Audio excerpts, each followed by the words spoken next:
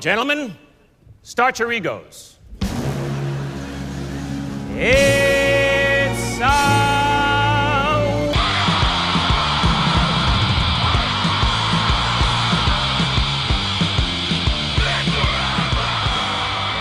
Hi, I'm Nat. I'm Jenny. And this is Oscar Bait. It is your guide to the Oscar season and who you should vote for. Just kidding, you're not in the Academy because you're not an old white man, I assume. But we are going to help you out with who you should put your money on for when you watch the Oscars in a couple weeks. Today we're going to be taking a look at Screenplay. One of my favourite categories, although it's generally a tougher one to call, I think. Well, because it kind of has, it can have a range from old favourites to the new young guns. So they're kind of a bit hard to tell which way they'll fall. Yeah, it's also the only category where comedy gets a look in. True. So that also can interplay where if a film might not ever get a Best Picture or a Best Director or any other kind of nod, it might pick up a Screenplay award. So let's kick it off with adapted screenplay. So the nominees for Best Writing in an Adapted Screenplay is Room, screenplay by Emma Donoghue, who also wrote the book. Mm-hmm. The Martian, screenplay by Drew Goddard. Carol, screenplay by Phyllis Nagy. Maybe Nagy. Brooklyn, screenplay by Nick Hornby.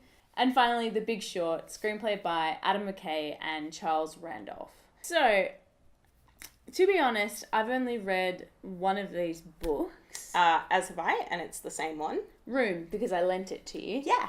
So it was really good.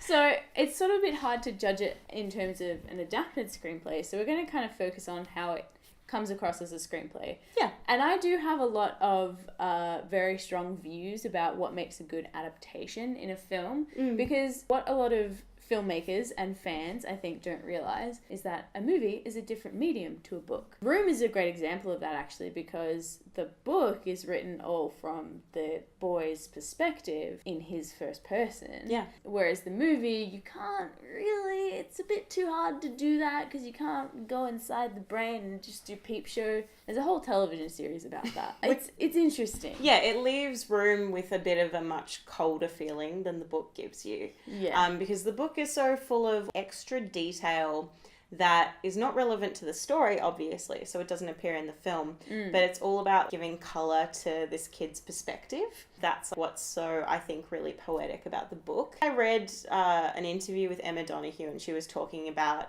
the challenges she had adapting this because she realised that she had to give things more forward momentum and it had to be action-based. And because the book doesn't actually have a lot of action in it, the movie now is plot-based, and the movie itself, to me, if you've read the book, you'll think it feels a bit thin. Yeah. It really lacks that, like... The same punch. But that's, like, I think if I just watched the movie, I would have thought it was amazing. But because I read the book first, I was disappointed by the movie. Like, it's still a great film, and I think the screenplay itself is actually still pretty good quality, but it's just like a difficult adaptation. It's not really got a chance in this category considering how good the writing is in some of these other scripts. Like The Martian, for example, I've heard some of the differences between the book and the film, and the ways that the film really makes it feel a lot more connected. Like, as in the book, you spend a lot more time with the astronaut on Mars, and you don't get those cutbacks to Earth, which I think is actually a very smart choice by the filmmakers because it gives this communal sort of feel to the movie, and that they're all going on this mission together. It's an ensemble humanity. Yeah, it's not about one person's journey, it's about the whole planet's journey. Which is the beauty about adapting something to film, is that is when you get to have that kind of creative license to truly capture what something is about, like capture the essence of something. And the Martian screenplay is fantastic. It's so witty, and it's like peppered with great little jokes. Yeah, it walks that line between humor and humanity, I guess, like of the kind of seriousness of the situation as well as being how real people would deal with this kind of stuff. But I don't think it really stands a chance against what I think is the front runner in this category, The Big Short. I agree with you there. I think this is really the most showy out of these scripts as well. It's the most like, I'm a written piece of work. Words per minute. Yeah. The layers of The Big Short is especially impressive in terms of how it's written. It explains so much about the financial crisis, as well as having character development and sort of that witty, 1-2 of how they chat to each other. It's just like... balances like 4 different storylines, Yeah. all these different characters, but they're all like brought together by this running theme of the greater story of the financial crisis. But it's also like really self-referential, and it breaks the fourth wall all the time. It's clever, it's funny. I mean, this is the one, it's like, it's game to lose. Looking at the other two, we've got Carol and Brooklyn. They're both fairly similar. I mean, they're both kind of like period pieces that are very understated with female protagonists. I definitely think Carol is a bit better than Brooklyn because it just has these very beautifully poetic little moments. A line that Kate Blanchett says that I just loved was she's speaking to Rooney Mara in a restaurant and she just goes, "You are such a strange girl. It's like you're flung out of space." It's so pretty. And it's just full of those. Whereas Brooklyn, I was a bit like, it's quite standard. Yeah, well, we were talking about this earlier. Nick Hornby seems to have like mellowed out with age. Like, considering where he came from, which was really cool, like edgy, high fidelity. Yeah, high fidelity about a boy. Now he's just, as he goes on, he's just getting softer and softer. He's getting love handles, basically. Yeah, I mean, this is his second nomination. He was nominated for An Education a few years ago, which was, I mean, it was a fairly good script, but again, it didn't sparkle as much as like his old movies. No. Or his old books even. Brooklyn's got even less of that sparkle. Like, it feels like a daytime Hallmark movie sometimes. Well, I think it's an element of maybe he's kind of gunning for an award. And so he's writing more dramas. And to me, it just seems to be like he's getting older and he's lost. I mean, Brooklyn is fine, but it's nowhere near as masterful, I think, as The Big Short. Or as flamboyant in its writing. Yeah. I would put my money on The Big Short as well. So let's move on to original screenplay. What a weird mixed bag we have in original screenplay. The nominees for original screenplay are Bridge of Spies, written by Matt Charman, Joel Cohen, and Ethan Cohen, the Cohen brothers. Ex Machina, Alex Garland. Inside Out, written by Pete Docter, Meg LaFauve, Josh Cooley, and Ronnie Del Carmen. Spotlight, written by Josh Singer and Tom McCarthy. And Straight Outta Compton, written by Andrea Bearloff, Jonathan Herman, Esley Savage, and Alan Wenkus. Lots of big writing teams. Yeah. Stop it. And I'm always a little bit wary of those, because looking at the list of Inside Out, it explains why the movie I didn't think that good. See, you don't like Inside Out, but everyone else likes Inside There Out. are other people in this world that don't like Inside Out. I loved Inside Out. Yeah, but you're a pansy. Okay, let's get away from Inside Out for a second. Okay, Bridge of Spies. We both agreed that this movie was shit boring. Yeah, we really feel like it was an interesting choice to have made it into this race this year. I mean, the screenplay... Actually, we said this in the review. We thought the screenplay actually is quite smart. Yeah. It is a nice screenplay. It's a handsomely made film. Like, it's very traditional in its screenplay and in its direction. So, yeah. I mean, I get it, I guess. I don't know if it really deserved a place. But the other thing that's so strange is that the Coen brothers did it. Yeah. Which I just can't fathom. It's because such an un-Coen script. It had nothing interesting about it at all. And with a Coen script, it's so Spielberg. It's really sentimental. It's very classical. It's lots of nice muted looks and heroic patriotic speeches.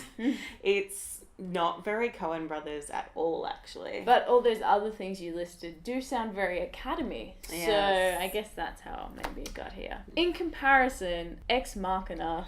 I am so happy to see this here. I know, I'm very happy about this. What a great screenplay as well. Yeah, and Alex Garland, who's a novelist, and also has written screenplays in the past, also directed Ex Machina. I think this is actually, I would like to see this win. I don't know if it will, but oh my god, it's just the perfect example of how you don't need to be big for something to work. Basically, it's in one location, one house, and there's 3 characters. And it's all in the writing. Yeah, exactly. It's a screenplay movie. Like, Yeah. it is all about the super nuanced conversations between these characters and the tense looks and like the double meaning of everything being said. And it's so clever. Like, there's so much to think about and dissect and take with you in this movie.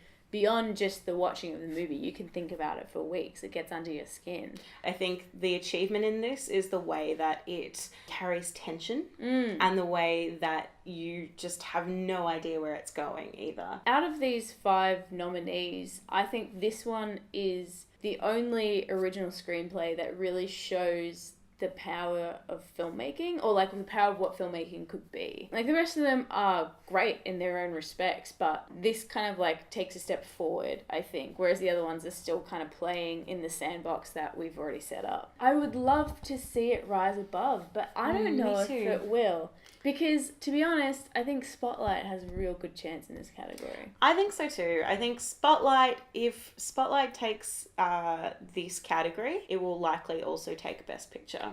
Yeah. But it is such a like, and Spotlight's great because it does have that like larger than just one person thing going on. Like, it's an ensemble, it's all encompassing of this big issue sort of thing. Considering it's a movie about journalism and great writing, it makes sense that it's very well written. Yeah.